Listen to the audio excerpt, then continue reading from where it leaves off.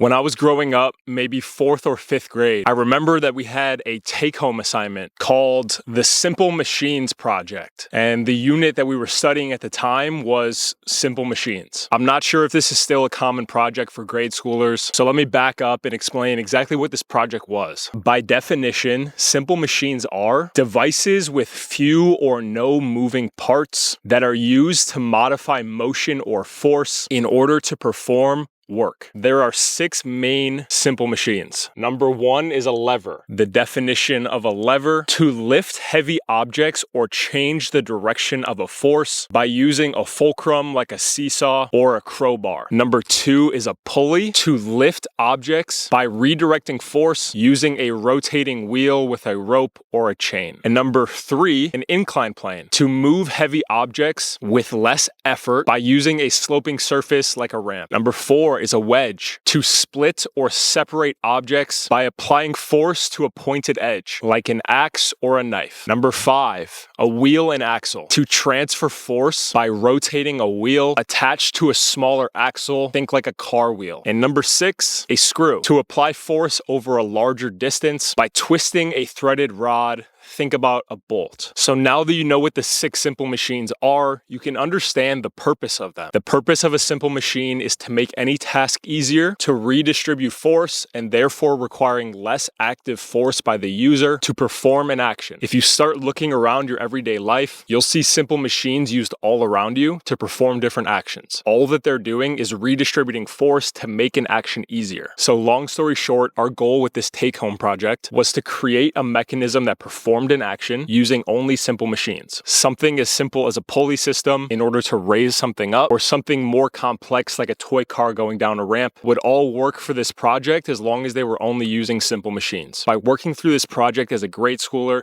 I began to understand the foundations of redistributing force and how to make actions easier. And even deeper, how angles and positioning could make most actions easier to perform. Now I know what you're thinking. I came to this page to learn about catching, not take a science lesson. But everything is science, even catching. And I believe that if you can understand what you're doing behind the plate on deeper and deeper levels, you'll ultimately be making your job easier to perform, which will allow you to not only be more consistent, but allow you to progress faster and easier. Think about the smoothest catchers that you see. What makes you consider a catcher smooth behind the plate? It's the ease in which they move. It's how fluid they perform all of their actions behind the plate. It's often said that the average baseball watcher won't even notice a good catcher because everything that they do looks easy and they aren't flashy. And chances are it looks easy because it is easy. Maybe not for you, but for them, it is. The reason that it looks easy for them is because they've done it 10,000 more times than you have, and they've learned the optimal way to perform an action with minimal effort. To take it a step further, they've learned how to exert minimal force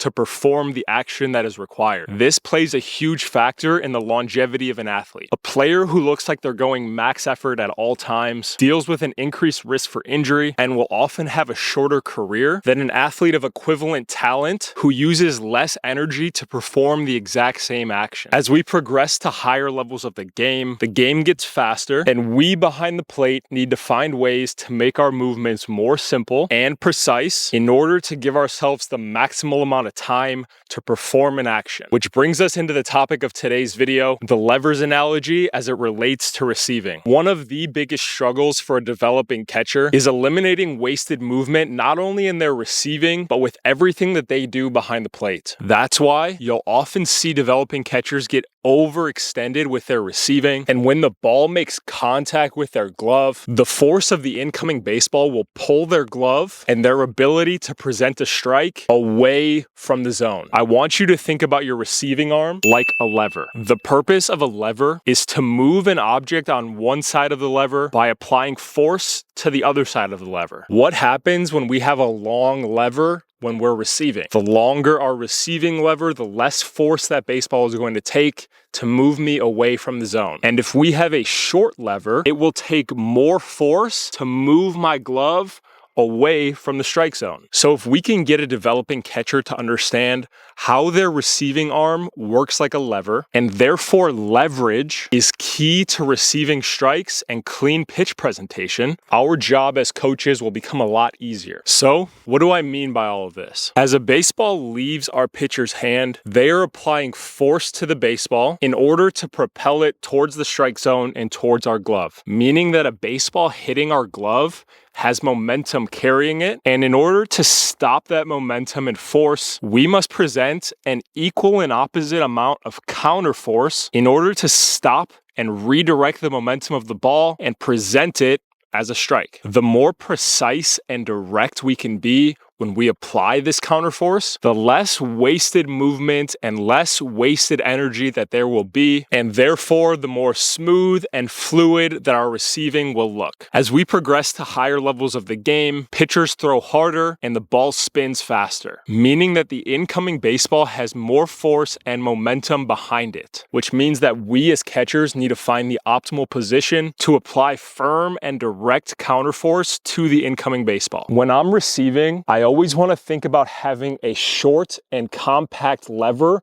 prior to the ball hitting my glove. If I can keep my lever short and compact at the same time that that baseball is making contact with my glove, the baseball is going to have a much harder time pushing me away from the zone compared to if my lever is long, where it will take much less force to pull me away from the zone. Again, this is why many young catchers have a lot of wasted movement within their actions behind the plate. This is why when you watch them receive, they often make contact with the baseball too far from their body. The baseball then pulls them away from the zone, and they have to compensate to get everything back in the zone, which makes their receiving look loopy and inefficient. If you watch a good catcher receive a baseball and you freeze the video at the frame where the ball makes contact with their glove, on a good rep, the ball makes contact with a short or strong lever. And everything that they do after the ball makes contact with their glove is purely for presentation. The best way to start to receive with a short lever, or at least understand the feel of what a short lever is, can be done at home with a simple deflection drill, where the purpose of this drill is to match the force and angle of an incoming pitch and deflect it back on exactly the same line that it crossed the zone at. Once this feel is found and understood, it should be considered in any receiving that we do behind the plate. Take this knowledge of receiving with a short lever and implement it into your own drill work. And if you need drills and programs to help you progress faster, and you appreciate the way that I break down all of the nuances of being a catcher, I've designed programs on receiving, blocking, and throwing that work on the exact principles that I learned and served me in my own playing career that I now work on with the catchers that I coach. You can access all of these programs by joining my school community, where you'll have full access to top-tier training programs for less than the price of a gym membership. Because I believe access to top-tier information should not be a financial strain on any family that wants access to it. The link is in the description of this video. I'll see you on the inside.